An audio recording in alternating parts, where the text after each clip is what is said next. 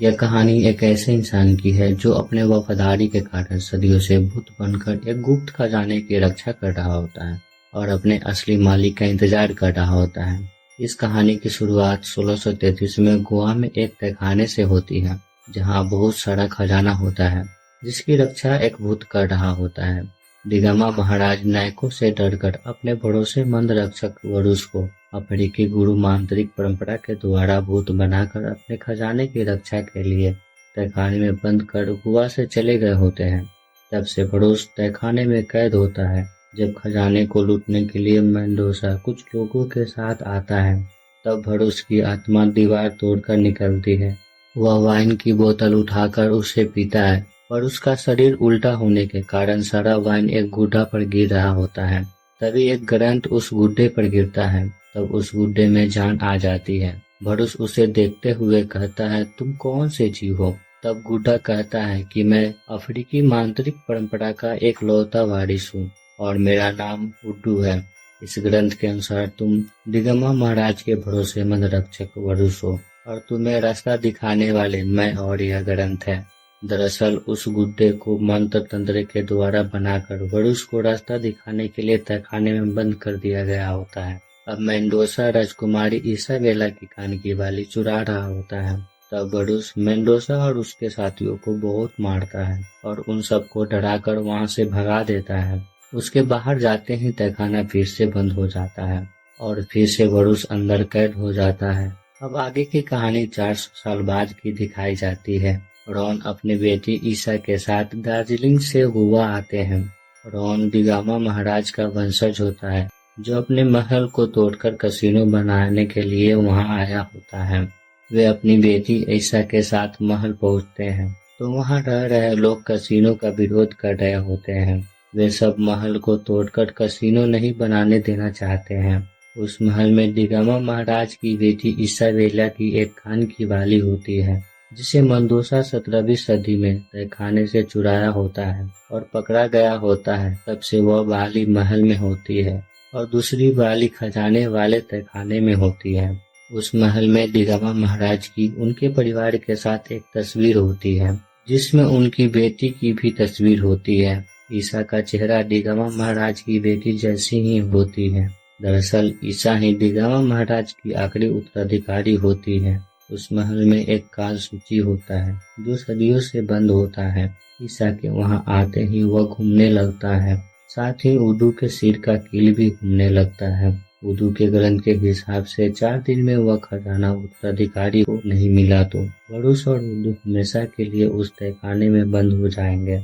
अब वरुष की आंखों की नीली रोशनी ईसा के पास जाती है। तब ईसा अपने कमरे में होती है तो वरुष की आंखों की नीली रोशनी उसके पास आती है और उसे रास्ता दिखाते हुए महल के खजाने वाली तहखाने में ले जाने लगती है। तहखाना महल के नीचे होता है। उसका रहस्यमयी दरवाजा जो जमीन के नीचे होता है वह खुलता है और धीरे धीरे नीचे उतरने के लिए सीढ़ियां बनने लगती है।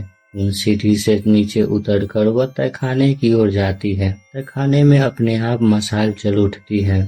नीली रोशनी जिधर से गुजरती है उधर मशाल जल उठती है। ईसा धीरे धीरे डरते हुए तहखाने के दरवाजे तक पहुंचती है, जिसके अंदर वह नीली रोशनी गई होती है। ईसा दरवाजे की ओर हाथ बढ़ाती है, वैसे ही दरवाजा खुलने लगता है और उसके पैर की बेड़ियां भी खुल जाती है। दरवाजा खुलते ही अचानक एक बिल्ली ईसा की ओर कूदती है, जिससे ईसा डरकर वहां से बाहर भाग जाती है। दरअसल उस बिल्ली को मारिया भेजी होती है, जो एक मांत्रिक होती है। मंत्र के जरिए बिल्ली को भेजी होती है। वह उन मांत्रिक की वंशज होती है जो वरुष को मंत्र के जरिए भूत बनाकर तहखाने में बंद किए होते हैं। मारिया और मेंडोसा के वंश दोनों तहखाने के खजाने के पीछे पड़े होते हैं, इसलिए मारिया जादू करके अपने बिल्ली को तहखाने में भेजी होती है ताकि ईसा तहखाने में प्रवेश न करे और उसके पीछे भूत बाहर निकल जाए। तब वे तहखाने को लूट लेंगे। दरवाजा खुलते ही वरुष को ऐसा लगता है कि उसके महाराज दिगंबा बाहर उसका इंतजार कर रहे हैं, तो वह उनसे मिलने के लिए बाहर जाने लगता है। अब ग्रंथ का पाना पलटता है तो उड्डू वरुष को रोकते हुए कहता है कि बाहर मत जाओ, खजाने को लूटने के लिए लोग इंतजार कर रहे हैं।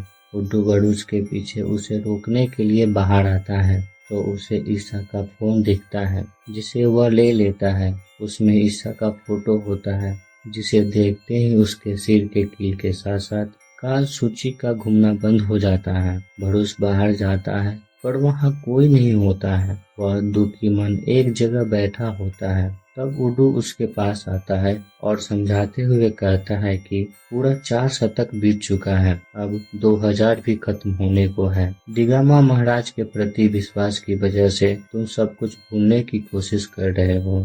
दरअसल उसे अभी भी लग रहा होता है कि महाराज उसे लेने आएंगे। आगे हमें दिखाया जाता है कि बरूस किस तरह इसाबेला को बचपन में अपने गोद में खिलाया होता है, बहुत स्नेह और बहुत प्यार किया होता है। उड्डू गणक देखते हुए कहता है कि बरूस, जब से तुम भूत बने हो तब से 4 शतकों की आखिरी पूर्णिमा वो कल ही थी। कल दिगामा महाराज के वंश में से कुछ लोग यहाँ आए हुए थे। आगे बरूस को ईसा की फोन देते हुए कहता है कि 13वीं सदी से एक लड़की जिसकी उम्र 13 वर्ष होगी वह आएगी, ऐसा इस ग्रंथ में लिखा हुआ है। अगर 3 दिन से पहले उत्तराधिकारी के हाथ में चाबी नहीं दी तो दुनिया खत्म होने तक हम दोनों इस तहखाने में फंसे रहेंगे। लेकिन चाबी देना इतना आसान नहीं है क्योंकि बहुत सारी बुरी शक्तियां इस खजाने के पीछे पड़ी हुई है। इससे पहले लड़की का तहखाने में बिना प्रवेश किए लौट जाने का कारण बुरी शक्ति ही थी। तब बरूस कहता है कि अपने महाराज के वंश को इस तहखाने तक जरूर लाऊंगा और खजाने को महाराज के वंशज को सौंप दूंगा। तब पता चलेगा कि बरूस विश्वास के कितने लायक है, वरना इतने इंतजार का क्या मतलब। बरूस का वचन बरूस की जिंदगी से भी कीमती है। उड्डू कहता है कि भूत को सिर्फ खजाने का उत्तराधिकारी ही देख सकता है। तब बरूस उड्डू को अपने झोले में रखकर ईसा को ढूंढने जाता है। वह सभी लोगों के बीच से गुजरते हुए एक कमरे में जाता है जहां रॉन और ईसा के साथ साथ बहुत सारे लोग बैठे होते हैं। वहीं पर एक मंत्री भी आए होते हैं जो भाषण दे रहे होते हैं। बरूस उत्तराधिकारी को ढूंढते हुए स्टेज के पीछे जाता है। उड्डू ईसा को देखता है और कूदते हुए बरूस को बताता है कि वह वही लड़की है। तब बरूस ईसा को देखने के लिए एक कुर्सी को खींचता है। सभी मंत्री नीचे गिर जाते हैं क्योंकि बरूस वही कुर्सी खींच लेता है जिस पर मंत्री बैठने जा रहे थे।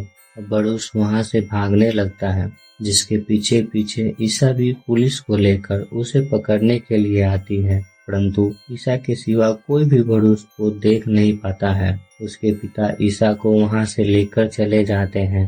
अब बरूस को विश्वास हो जाता है कि ईसा ही खजाने की उत्तराधिकारी है और वह इसाबेला की तरह दिखाई दे रही होती है। अब बरूस समुद्र के बीचों बीच एक खंबे पर बैठा होता है। वह ईसा को अपने पास बुलाता है। ईसा समुद्र के ऊपर चलते हुए बरूस के पास पहुंचती है। वह गुस्से में बरूस से पूछती है कि तुम कौन हो। बरूस उसे शांत कराते हुए कहता है कि मैं दिगामा महाराज के भरोसेमंद खजाने की रक्षक हूँ और तुम उसी महान दिगामा महाराज के 13वें वंश से हो, इसीलिए तुम ही मुझे देख सकती हो। पर ईसा को बरूस के बातों पर विश्वास नहीं होता है और वह बरूस से ऊंची आवाज में बात करती है, जिस पर बरूस उसे पानी में गिरा देता है। ईसा कुछ देर मछलियों के साथ खेलने के बाद अपने महल के स्विमिंग पूल में निकलती है। बरूस उसे उसका फोन देता है जो तहखाने में ईसा से गिर गया होता है। अब ईसा शाम में पानी के पास होती है। तब बरूस फिर से उसे पानी में गिरा देता है। ईसा वहां से सीधे तहखाने में एक पानी के तब से निकलती है। अब ईसा को अपनी पुरानी जीवन की सारी बातें याद आ गई होती है कि किस तरह जब उसके महल पर हमला हुआ होता है तो महाराज बरूस पर जादू कर उसे तहखाने में खजाने की रक्षा के लिए बंद कर दिए होते हैं। तब से बरूस उसी तहखाने में कैद होता है। ईसा अब अपनी बचपन की खिलौने को देखती है जिसे सजो कर रखा गया होता है। वह खजाने को अपने हाथ में उठाते हुए कहती है कि इसे मैं स्लम के बेघर गरीब लोगों और छोटा को दे दूंगी। छोटा जो स्लम में रह रहा होता है और ईसा की दोस्त होता है। बरूस ईसा को सब कुछ सौंपते हुए खजाने की चाबी देता है पर ईसा नहीं लेती है और वहां से चली जाती है।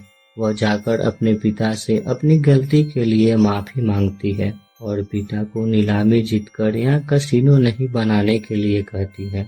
अगले दिन नीलामी में ईसा बैठी होती है। तब मारिया तंत्र मंत्र से जादू के जरिए दिगंबर महाराज जैसा अपना शैतान बनाकर ईसा के पीछे तहखाने में भेजती है। शैतान की तलवार उठाते ही वहां रखे कवच में जान आ जाती है और वे सब भरूस को खत्म करने के लिए उस पर हमला करते हैं। भरूस अपनी तलवार से सारे कवच को नष्ट कर देता है। अब महाराज जैसा दिखने वाला शैतान जिसे मारिया कंट्रोल कर रही होती है, वह भरूस को तलवार भोंक देता है, पर भरूस को कुछ नहीं होता है। शैतान ईसा पर हमला करता है, तब भरूस उसे रोक लेता है और उससे लड़ने लगता है। शैतान और भरूस दोनों एक दूसरे पर भारी पड़ रहे होते हैं। भरूस कमजोर हो गया होता है।